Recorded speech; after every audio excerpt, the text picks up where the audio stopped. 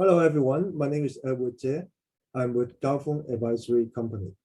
We are a strategy and management consulting firm with roots in China. Today, I'm very delighted to have a good friend of mine who is also very knowledgeable on China, Tom Parkin, who is joining us from Beijing. Hi, Tom. Hello, Edward. Thank you very much for inviting me today. I'm happy to speak to you. Yeah, Tom is a current affair commentator and a geopolitical consultant, and is originally from the US, but has been living in China for well over 10 years now, right, Tom? Yeah, over 12 years. Came here in October 2010. Tell us a little bit more about yourself now. How did you come to China? Where were you from in the US? And whatever, right? Sure. I'm from Dallas, Texas, USA. As I said earlier, I've been here for over 12 years. Recently, I have written a book. It's called Shenzhen Rising. The foreign rights owner is Cengage Publishing. For the Chinese side, it's going to be Foreign Language Press. So I've been here for quite some time. I've been working in the Chinese media as well as also doing some geopolitical consulting. I was asked by Foreign Language Press to write a book on Shenzhen about a little bit over a year ago. And it was certainly found it very interesting time to write, because right now we're experiencing the COVID, and last year we were still under the zero COVID. But Shenzhen is a city that is a major high-tech player in our world. So not only writing it, I had some very enjoyment trying to do research on the city and learning more about its success stories. So let's move forward, I guess. Well, let's talk a little bit about your new book, Shenzhen's Sure. Rising. And about 40 years ago, Shenzhen was just a little small fishing village in the southern part of China. Today is by far the leading tech and entrepreneurial center of China, and perhaps among one of the tops in the world. Yeah. What happened to that transformation, Tom? Yeah, I believe what happened is basically the Chinese government at the time when Deng Xiaoping was in power, he was very concerned about the reforms and opening up. And he wanted to set an example of some areas of China that can become prosperous. And so he happened to come across Shenzhen, which is real close to Hong Kong, and announced that he wanted to create a new city. And he wanted to create a new free trade zone area, not only for Shenzhen, but a few other places in China as well. But at that time, it was most successful. Shenzhen happened to be the most successful in regards to its reforms and opening up at that time in the late 1970s and early 1980s. I think it for the reasons of the Chinese government and also as well as its location. It was right on the coast. It was near Hong Kong. It can be used as a shipping port.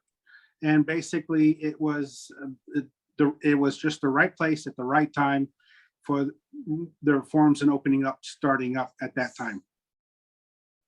But that was 40 years ago. Yeah. And what happened along the way? Sure. Well, basically the city officials and the local officials worked very hard to develop the city. What they first did was the free trade zone, the Sheku free trade zone. That was one of the first things they started up, and it was right on the coast. And so basically, once they started up the free trade zone, it became very successful. And from that, they just kept developing and kept innovating and made many new ideas. So for example, Shenzhen wasn't always the same city. They would have some success on its industrialization, and then they wanted to move forward and do other type of things. So they didn't want it to just be a city for industrial or even for trade. As the city developed further, then they moved further into the innovation, science, and high-tech fields. So the local officials just kept trying to change the city every few years, and it made it more fresh, and it gave new ideas. And also the government allowed the city to explore new ideas and test new pilot projects, and whatever succeeded then became nationwide, and the rest of China used it. So basically, Shenzhen was always an innovative city ever since the start of reform and opening up. I would guess that a lot of the officials in a lot of cities in China, as well as perhaps outside of China, would like to also do the same thing. In other Sure. words, make progress, be entrepreneurial, be innovative, and that kind of stuff. But why was Shenzhen so unique in its ability to do this in such a rapid manner, whereas not many other cities could actually match that, right? Yeah, that's a good question. I think part of it also had to do with its location. It was very close to Hong Kong. So in a sense, the Hong Kong was sort of like a mentor to the people of Shenzhen. And the people, and I've been to Shenzhen and I've also been to Hong Kong. They're very close to each other. And now there's a new bridge that was built that you can drive from the area into Hong Kong. So basically, they were very close to each other. Hong Kong at that time was known for having its money, for being very successful, and then they wanted to enter China and do more business in China. So the first place for them to go to was Shenzhen. And so that being said, I think that Hong Kong influence is a major reason for it, whereas in many other places in China, they did not have, say, much of an influence. They were just told, build innovative city and good luck. Whereas Shenzhen, I think it had its close links to Hong Kong, and that was very helpful to making Shenzhen what it is today. In your book, you have a chapter on the entrepreneurs in Shenzhen. Sure. And can you tell us a little bit more about the entrepreneurship in Shenzhen? Yeah, definitely. I think one of the amazing things about Shenzhen is it's a true entrepreneurial city. A lot of people will go there. If you look at the population demographics, you see many young people. A lot of people, either they go to college and study at the university there, or they had already just graduated and they want to start their own business. So they go right to Shenzhen. So there was always this attitude among many people of Shenzhen that if you're going to start a business, go to Shenzhen. And also this feeling that don't be afraid to fail. And what's known as Shenzhen speed. Just work very hard, work very fast. If you fail, that's okay. Start a new business tomorrow. That's a very an amazing attitude to have, because you go many other places in China, you don't get the same feeling or atmosphere.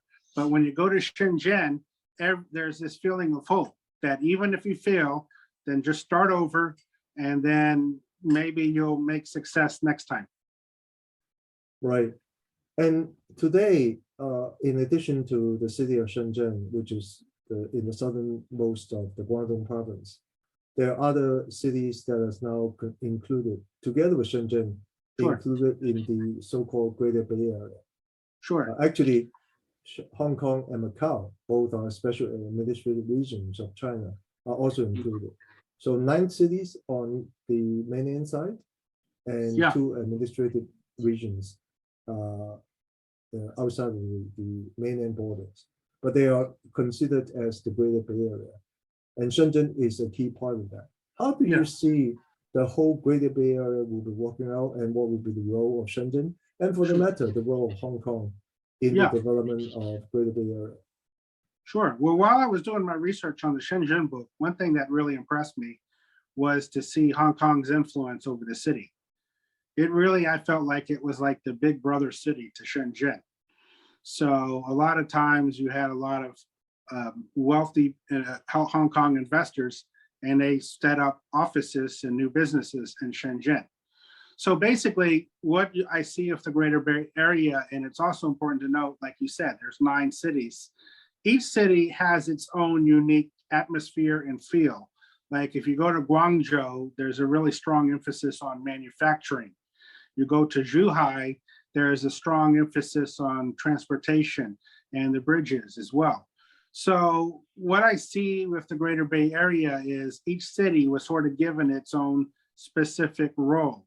So Hong Kong is sort of like the fintech investment hub. Macau is not just for casinos, but also for innovations as well. And so Shenzhen is for the mainland, it's a connection to Hong Kong on the fintech, but also it's the base for a lot of the innovations. So another reason why Shenzhen was very successful was because they set up their own type of supply chains for their innovations. So for example, when you see Huawei, everything they need is in Shenzhen or in the Greater Bay Area. So what Shenzhen does, it's sort of like the base for mainland China and Guangzhou province for the finance hub, high-tech hubs, and that's where the people go. But when they need to say, let's say, work on their supply chains, they can go to other cities in the Guangzhou province area. Fantastic. That sounds like the real good story coming, isn't it? Yeah. And you mentioned about the people in Shenzhen being very entrepreneurial, are willing to try new things. What do you see as the next jump for Shenzhen? The next thing, oh yeah, the next trend for Shenzhen. Yeah. I think it's going to be automated manufacturing, robotics. It's also artificial intelligence. I think, especially nowadays with the way our economy is going, we're undergoing some major changes in our world. There is a lot of decoupling, as well as there's a lower demand nowadays because we look like we're headed for recessionary times. Therefore, manufacturing has to make some major adjustments, and you're going to probably see a lot of layoffs on the side of human labor force. But in order for the manufacturing to rebound and come back, what I anticipate is that you're going to go more into robots and you're going to go into automated manufacturing. And I think this is the direction Shenzhen is headed for. Is they're going to be a major player in the automated manufacturing sector. Fantastic, Tom. If our audience would like to purchase your book, do you mind if you can hold up your book again, please? Yeah, sure. Right. Okay. If our audience would like to buy your book, how can they do that? Yeah, it's been a little bit challenged right now. Right now, I'm talking to my publishers, and what's the plan is that, for example, if you're in China, you can go to the foreign language press, and you'll be able to order from them. But if you're outside China, the mainland China, then it's going to be for foreign rights and purchasers. So I'm working with Cengage Publisher. Their headquarters is in Boston. And basically they're right now setting up the Amazon link and also and they've also showed me the page for when the book goes on sale, where they can even go onto the publisher site. It looks like it's going to be another, hopefully before the year ends, before everything's ready. Just because of the zero COVID, it's led to a lot of complications and how to make deliveries and also how to communicate with the different groups, because I have the publishers working in Singapore, Boston, here in Beijing. So there's a lot of things to resolve. But once it's updated and ready for sale, definitely my plan is to make a big announcement for it and then have the links for people so they can make the purchase. And Amazon is probably the place ultimately. Right? Yeah, they're working on the Amazon right now. It just taking a little bit of, apparently it's taking a little bit longer than expected, but it's going to be on Amazon soon. Right. Tom, while I have you here, yeah, do you mind if I ask you a few more questions in general? Sure, yeah, go ahead. Why did you come to China? And what made you what made you find China to be so interesting? I know that you still have a lot of connections back in the States. Sure. So tell us about your own journey. Well, I mean, I was basically at the time when I came, I was going through some personal struggles and I decided I wanted to start over. I had spent before I came to China, I had spent about 7 years in South Korea. I had spent about 7 years in South Korea. And so I was very familiar with the Asia area, but when I wanted to come to Asia, I thought, well, China is going to be more interesting. Right now, at the time in 2010, it was the economy was really booming. It was becoming very successful. Also at that time, the US economy was not doing very well. They were also undergoing a recession at that time. So I just wanted to just start over, and I found China as a major opportunity, and I came here and I've been here ever since. So what do you find about the evolving relationship between China and the US, which is of course headline stories every day for people?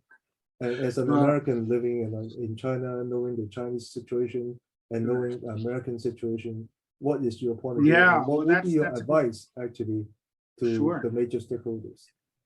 Well, what I would say to most people, and I even had a discussion with someone yesterday, they were asking, is there any way to get relations between US and China better? And I said, maybe not anytime soon. So it was a Chinese person. He asked me, well, what's the major challenge? And I think it's mainly right now, the main challenges are there is just mutual misunderstanding on both sides.